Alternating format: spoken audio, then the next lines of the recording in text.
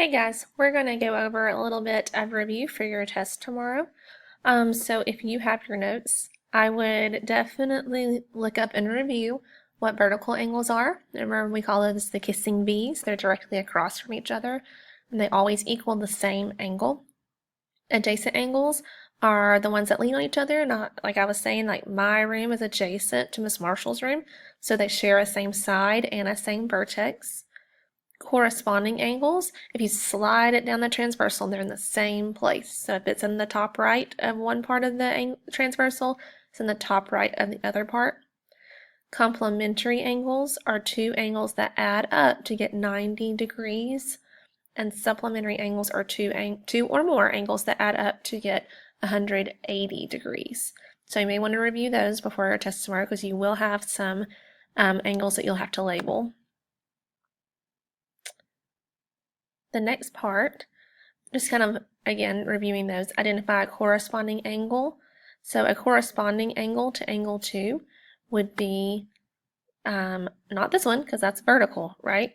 So that's a vertical angle. We want the corresponding angle, which is the one that if you took it and slid it down the transversal, that's a corresponding angle to angle 2. Okay? Now we want to do a vertical angle to angle 8. Vertical is directly across, and it's the same angle. Kissing B's, right? Share a vertex. An adjacent angle to angle 3 would be an angle that would share a side. So you could do this one because it shares a side.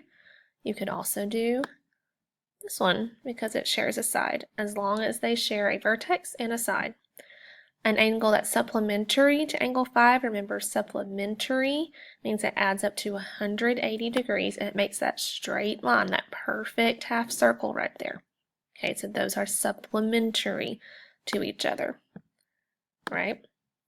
Now, we kind of did some of this today in class, just kind of going over, this is angle EGB. You actually follow those letters. So if, say, for instance, this angle right here is, they want to know what this angle is, but this angle is 130 degrees. I have to pardon my writing with this. Then we know that, okay, angle EGB, this is the one they're looking for.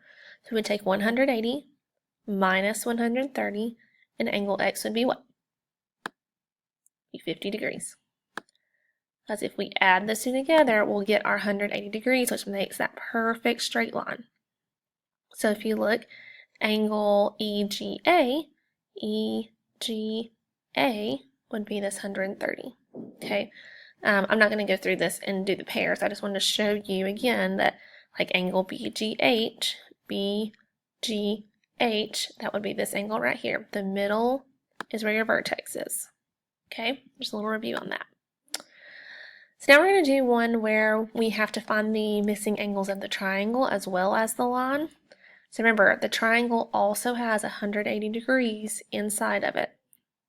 So to try to find all these missing angles, we need to first figure out what we do know. We know that this angle has that box, which is 90 degrees. So this is a 90-degree angle, okay? That also means that this box down here means 90 degrees, okay? So now we can really start at a couple different places. I would start right here. These are supplementary. They have that perfect half circle. So they make this perfect half circle, does a straight line, gives you 180 degrees. So we would take 180 minus 125, and what would we get? We would get 55 degrees. Sorry, that's really big because I'm on the highlighter right now. It would be 55 degrees because 55 plus 125 would give you 180 degrees. Okay, now that gives us, let me change back to my pen real quick. That gives us two of the three angles for the triangle. So what we do is we're going to add 60 and 55 because we know those two angles. When we add those, add them together and see what you get.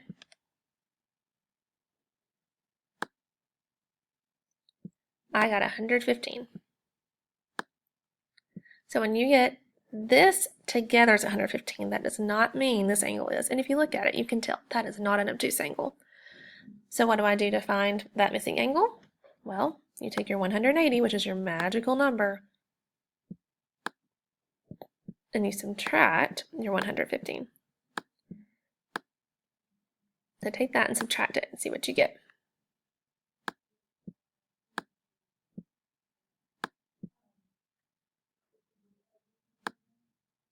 You should get 65 degrees. So angle B is 65 degrees. So we completely figured out that whole triangle. Now this triangle is adjacent to this right triangle right here.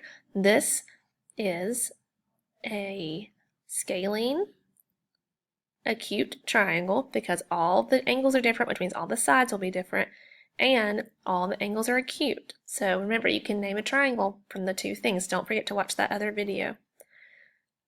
This one is a right triangle. Now we don't know by its sides yet because we don't know the other angles. So we can figure out angle D though, because angle D makes that perfect straight line right here. And you see this vertex? There's the vertex. There's 1, 2, 3 angles that share together to make that perfect 180. So we need to figure out what angle D is. So if we do 90 plus 60, we will get 150. And we got to figure out, okay, well, what are we missing? How many degrees are we away from 180? We are 30 degrees away. So you could take 180 minus 150. Or if you just recognize, hey, there's only 30 degrees left, then that's another way you could have done that. So we get our 30 degrees for angle D. So now we are just missing one angle. So we need to figure out, okay, it's a triangle, so therefore it's 180 degrees. So I'm missing one. 90 plus 30 is 120 degrees. I'm going to subtract that from 180. So we have 180 minus 120. Sorry, my minus sign didn't really make there. Woo. So 180 minus 120 is 60 degrees. So angle C is also 60 degrees. Since all the angles are different, that tells me all the sides are also different. So that means that this is a right scalene triangle. So I hope this was helpful. I hope it was a good review for you. Take time to review these questions and any other questions you have in your notes.